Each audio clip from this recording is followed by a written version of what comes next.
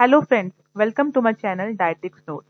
Friends, आज हम इस वीडियो के थ्रू ये समझेंगे कि रिसर्च प्रपोजल को किस तरीके से लिखना होता है और क्या-क्या इसके स्टेप्स रहते हैं जिसको हमको फॉलो करना होता है। Let's start.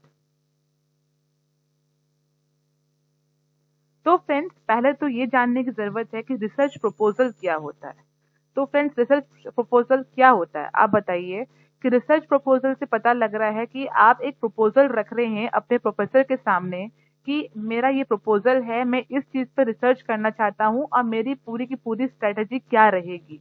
तो रिसर्च प्रपोजल वो होता है जिसमें आपने कोई ऑब्जेक्टिव, कोई सब्जेक्ट लिया जिसके ऊपर आप जानना चाहते हैं, जिसमें आपकी बहुत ज्यादा मतलब इच्छा है कि आप उसके बारे में जानें, प्रॉपर रिसर्च करें। तो आप एक ब्लूप्रिंट रेडी करते हैं, एक अपना जो एक पैटर्न है उसको फॉलो करते हैं, फुल स्ट्रेटेजी बताते हैं। वही आपके रिसर्च प्रपोजल में आता है। एग्जाम्पल के लिए जैसे सपोज कीजिए, अगर आपको कहीं जाना है इंडिया के अंदर या आउट ऑफ इंडिया, जो जगह आपने कभी मतलब कभी पहले कभी गए ना हो, तो आप पहले क्या करते हैं, उसके बारे में सारी की सारी रिसर्च करते हैं। क्या है वहाँ का वेदर, कैसा है, आपको किस तरीके से जाना है, आप क्या कन्वेंस यूज करेंगे, और आप एक पूरी स्ट्रेटजी और एक प्लान बनाते हैं। उसी तरीके से रिसर्च प्रपोजल भी सेम एक ब्लूप्रिंट है जो ये बताता है कि आप क्या रिसर्च करने वाले हैं, आपके इंटेंशंस क्या हैं और आप क्या आउटपुट इस रिसर्च से चाहते हैं। चलिए आगे बढ़ते हैं। तो फ्रेंड्स, रिसर्च प्रपोजल में ये मेन पार्ट्स हैं जो आते हैं। पहला part title, second part introduction, third part purpose of research and significance of research, fourth part background, and fifth part methodology, and sixth part list of references. तो title में तो आपका टॉपिक आ जाएगा कि आप किस टॉपिक पर रिसर्च करना चाहते हैं। इंट्रोडक्शन में वो सब चीजें आ जाएंगी जो आप बताएंगे कि आपकी स्टेटमेंट ऑफ प्रॉब्लम क्या है, किसका पूरा जो आप जिस टाइटल पे रिसर्च करना चाह रहे हैं उसके पूरा इंट्रोडक्शन आप उसमें मेंशन करेंगे। पर्पस ऑफ रिसर्च क्या है आपका, आप क्या चाहते हैं, आप इससे क्या आउटपुट निकालना चाहते हैं, ये आपका पर्पस ऑफ रिसर्च में आ जाएगा। अब बैकग्राउंड में आपका रिव्यू लिटरेचर आता है जिसमें ये बताते हैं आपकी आपने कौन कौन से लिटरेचर्स का रिव्यू किया है जिसके माध्यम से आप ये पूरी की पूरी रिसर्च में इंटरेस्टेड हैं और करना चाहते हैं। मेथोडोलॉजी में आपका पूरा मेथड आएगा, आप किस तरीके से रिसर्च को उसके एंड तक पहुंचाएंगे। एंड लिस्ट ऑफ रेफरेंसेस में आपके सारे रेफरेंसेस आएंगे जहां जहां से आपने इस रिसर्च के लिए रेफरेंसेस लिए हैं। Let's start. How to write. तो हम जो रिसर्च प्रपोजल लिखेंगे उसको किस तरीके से लिखेंगे, तो ये मैंने आपको यहाँ पे स्टेप 1 मेंशन किया हुआ है। इसमें है टाइटल।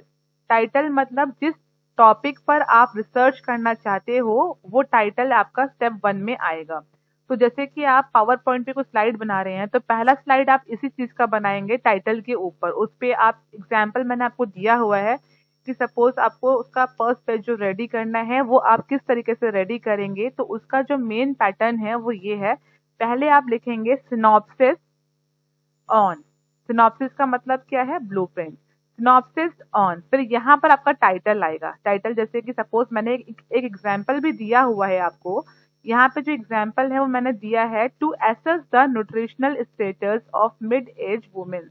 तो यहाँ पे तो ये मैंने एक ऐसी रैंडम टॉपिक दे दिया है, आपका जो भी टॉपिक रहेगा वो आप इस तरीके से फर्स्ट पेज पे लिखेंगे सिनॉप्सिस ऑन, फिर आपका टॉपिक आ जाएगा। फिर उसके बाद आप वहां पे ये लिखेंगे फर्स्ट पेज में सबमिटेड बाय, आपका यहाँ पे नेम आएगा कि किसने, कौन है जो इस पे रिसर्च कर रहा है, सबमिटेड बाय।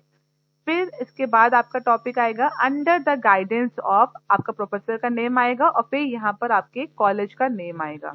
तो फ्रेंड्स, जो फर्स्ट पेज आपका रहेगा उसमें सिनॉप्सिस ऑन, फिर आप टॉपिक लिखेंगे, फिर सबमिटेड बाय लिखेंगे और फिर उसके बाद आप अंडर द गाइडेंस ऑफ आपके प्रोफेसर का नेम लिखेंगे और फिर उसके बाद अपने कॉलेज का नेम लिखेंगे। ये आपका फर्स्ट पेज आपके रिसर्च प्रपोजल का रहेगा। फिर हम आते हैं सेकेंड पेज पे। सेकेंड पेज में जो आप स्टार्टिंग करेंगे वो आप इंट्रोडक्शन से स्टार्टिंग करेंगे और इंट्रोडक्शन ही आपका स्टेप 2 रहेगा। इंट्रोडक्शन क्या होता है, जिसमें आप पूरा का पूरा इंट्रोडक्शन देंगे अपने टॉपिक का, जैसे कि मैंने यहाँ पे लिखा भी हुआ है। The introduction of your proposal should begin with a capsule statement of what is being proposed and then should proceed to introduce the subject, area, topic under study.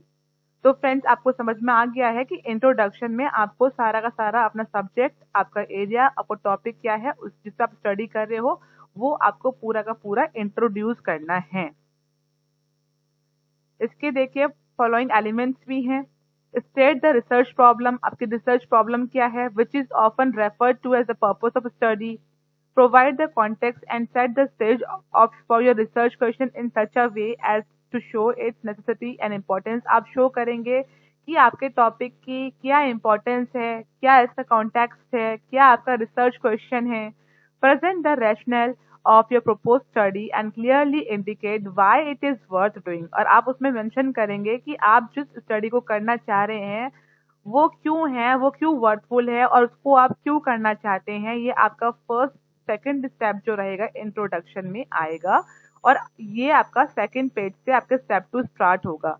पहले पेज में आपको टाइटल और जो मैंने आपको पैटर्न बताया था step 1 में वही आपको फर्स्ट पेज में फॉलो करना होगा और सेकंड से आपको ये स्टार्टिंग करनी पड़ेगी स्टेप 2, फिर इंट्रोडक्शन, फिर आप वहां पे अपना पूरा का पूरा इंट्रोडक्शन मेंशन करेंगे जो आपका सब्जेक्ट एरिया रहेगा। फिर फ्रेंड्स स्टेप 3 में आता है आपका ऑब्जेक्टिव। तो फ्रेंड्स ऑब्जेक्टिव में क्या रहेगा, here you will give 3 to 4 points what the objective of your research। यहाँ पर आप 3 से 4 पॉइंट्स देंगे कि आप रिसर्च करना चाहते हैं उसके क्या ऑब्जेक्टिव हैं। तो जैसे मैंने एग्जांपल में दिया है टू एसेस, जैसे मैंने वुमेन्स का एक पहले एग्जांपल दिया था स्टेप 1 में, तो उसी का एग्जांपल अब यहाँ पे जैसे कि मैंने उसके ऑब्जेक्टिव दिए हैं। To assess the nutritional status of women, to assess how many women are malnourished, to assess the physical status of how many women work out on daily basis। इसी तरीके से ये सिर्फ मैंने एग्जांपल्स दिए हैं, ये आपको करने नहीं है, जो आपका टॉपिक रहेगा उसी के अकॉर्डिंगली आप अपने ऑब्जेक्टिव्स को मेंशन करेंगे। वो 3 से 4 होने चाहिए, मिनिमम 3 तो होने ही चाहिए। फिर फ्रेंड्स आता है स्टेप 4 में रिव्यू लिटरेचर। यहाँ पर आपको जो भी आपने टॉपिक्स पढ़े थे, जो भी आपने लिटरेचर का रिव्यू करा था, जिससे आपके दिमाग में ये आया था कि मुझको इस टॉपिक पर रिसर्च करना चाहिए, तो वो सारा का सारा जो आपका पैराग्राफ बनेगा, जो आएगा, वो आपका रिव्यू लिटरेचर में आएगा, जैसे कि मैंने यहाँ पे लिखा भी हुआ है। ठीक है। फिर फ्रेंड्स आता है रिसर्च मैथडोलॉजी। रिसर्च मैथडोलॉजी क्या होती है? मैथडोलॉजी का मतलब आपको पता ही है, आपने मेथड सोचे होंगे कि भाई ये मेथड मैं फॉलो करूंगा या करूंगी। तो ये मैथडोलॉजी वही है जो मेथड्स आपने सोचे हैं, उसको जब आप एग्जीक्यूट करते हो तो वो जो आप पूरा प्रेजेंटेशन उसकी देते हो एग्जीक्यूशन की, उसको मैथडोलॉजी बोलते हैं। तो मैथडोलॉजी में ये सारे सेक्शंस आएंगे जो मैंने यहाँ पर मेंशन किए हुए हैं, मैंने हाईलाइट भी किया हुआ है, जैसे कि आप देख सकते हैं। पहले तो ये मैंने जो लिखा है, the method section is very important because it indicates how you plan to tackle your research problem. ये तो आपको मैंने बता ही दिया है कि मेथड, ये बहुत ही मैथडोलॉजी बहुत ही इंपॉर्टेंट पार्ट होता है प्रपोजल का। इसमें आप पूरा मेंशन करते हो कि मैं क्या मेथड फॉलो कर रहा हूँ, मेरा क्या प्लान रहेगा, मैं किस तरीके से अपना जो मेरा जो लक्ष्य है, जो मेरा एम है, मैं वहां तक पहुंचूंगा, क्या मेरा आउटपुट तक मुझे कैसे पहुंचना है, वो पूरी स्ट्रेटेजी को जो आप मेंशन करेंगे वो आपका मेथडोलॉजी पार्ट में आएगा। और ये आपके सारे जो मैंने सेक्शंस मेंशन करे हैं, ये सेक्शंस आपको वहां पे मेंशन करने होंगे। जैसे कि स्टडी डिजाइन, आपका डिजाइन क्या है, स्टडी डिजाइन में क्या होता है, आपने पढ़ा होगा रिसर्च में, स्टैट्स में पढ़ा होगा स्टडी डिजाइन कौन कौन से होते हैं, को रिलेशनल स्टडी होती है या क्रॉस सेक्शनल स्टडी है। जो भी आप कर रहे हैं स्टडी डिजाइन, वो आप अपना मेंशन करोगे। स्टडी सब्जेक्ट, किस चीज के ऊपर आप स्टडी करोगे, जैसे मैंने टॉपिक आपको स्टेप 1 में दिया था कि मैं वुमेन्स पे स्टडी करूंगी, तो मैं वहां पे लिखूंगी स्टडी सब्जेक्ट मेरा रहेगा mid age women. Place of study, आप कहाँ से कर रहे हैं, दिल्ली से कर रहे हैं या आप कहीं बाहर, कहीं जिस जगह से आप कर रहे हैं वो जगह को आप प्लेस ऑफ स्टडी में मेंशन करेंगे। फिर आएगा आपका स्टडी ड्यूरेशन। ड्यूरेशन क्या है, आपके जो प्रोफेसर हैं उन्होंने आपको एक ड्यूरेशन दी होगी कि आप 4 महीना, 5 महीना, 6 महीना कितने महीने में ये इस रिसर्च को कंप्लीट करेंगे, तो वो आपका स्टडी ड्यूरेशन में आएगा। फिर उसके बाद है आपका सैम्पलिंग मेथड। सैम्पलिंग मेथड क्या होता है? सैम्पलिंग मेथड वो है कि आप कौन सा मेथड फॉलो करोगे। आपने रिसर्च में पढ़ा होगा कि सैम्पलिंग मेथड कौन से आप फॉलो करने वाले हैं, ठीक है। सैंपल साइज में आपका आएगा, जैसे कि कितने वुमेन्स पे रिसर्च कर रहे हो या कितने चीज पे आप रिसर्च कर रहे हो, आपका सैंपल साइज क्या रहेगा। सपोज आप सर्वे वर्क कर रहे हो, आप 100 लोगों पे सर्वे कर रहे हो, 200 लोगों पे सर्वे कर रहे हो, तो वो आपका सैंपल साइज में आएगा। फिर आएगा आपका सिलेक्शन ऑफ स्टडी पार्टिसिपेंट। तो आपके स्टडी पार्टिसिपेंट्स का आप सिलेक्शन किस तरीके से करोगे, उस चीज को आप मेंशन करोगे। सैम्पलिंग मेथड जैसे कि रैंडम सैम्पलिंग मेथड है या फिर आपका पर्पसिव सैम्पलिंग मेथड है, तो ये आपका उसमें आ जाएगा सैम्पलिंग मेथड में। सिलेक्शन ऑफ स्टडी पार्टिसिपेंट में आप लिखेंगे कि आपका स्टडी पार्टिसिपेंट जिस पे आप रिसर्च करने जा रहे हैं, जो आप स्टडी करने वाले हो, उसका सिलेक्शन आप किस तरीके से करोगे। क्या आपका इंक्लूजन क्राइटेरिया रहेगा, क्या आपका एक्सक्लूजन क्राइटेरिया रहेगा, वो आप सिलेक्शन ऑफ स्टडी पार्टिसिपेंट में मेंशन करोगे। फिर आता है आपका स्टडी टूल। अब जैसे कि मैंने वुमेन्स के ऊपर एक एग्जांपल दिया था, तो स्टडी टूल्स उसमें एंथ्रोपोमेट्रिक मेजरमेंट है, डाइटरी असेसमेंट है, या एंथ्रोपोमेट्रिक जो भी मेजरमेंट है, या वो जैसे कि 24 आवर्स डाइट रिकॉल मेथड है, ये सब जो है वो आपका स्टडी टूल में आता है।